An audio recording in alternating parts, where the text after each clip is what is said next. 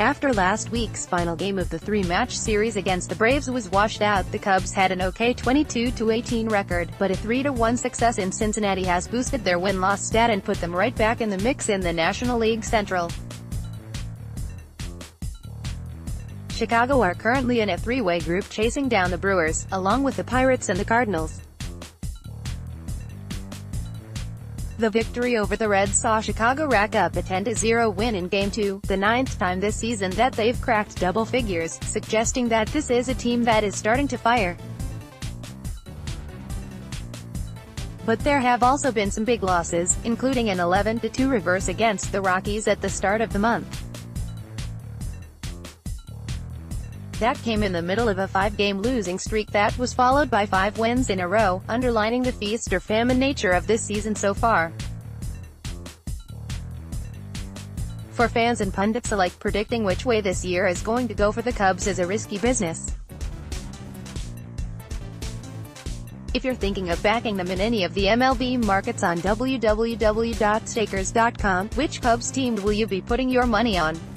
Back in April, they set an unwanted record for the number of strikeouts in the first 5 games of an MLB season, and they've been up and down, with slugger Anthony Rizzo one of a number of key players going through a slump. But as Rizzo himself will confirm, a slow start to the season isn't necessarily a problem. Back in 2016, he was batting .229 on May 29.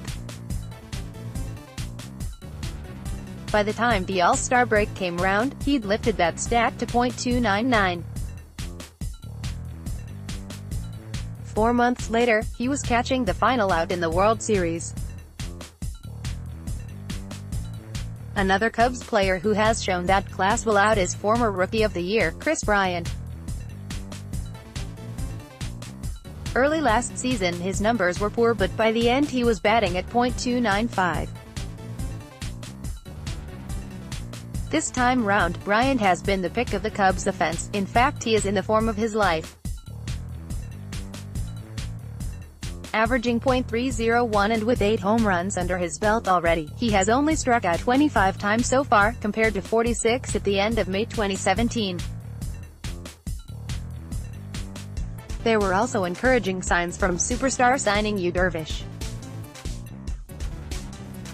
After a shaky start to life with the Cubs, in which cramps and fifth innings wobbles had led to some poor results, he recovered from a 39-pitch first innings against the Reds to retire 8 batters in a row, and 15 out of 18 without allowing a hit, to complete his 6-inning stint in a 6-1 win.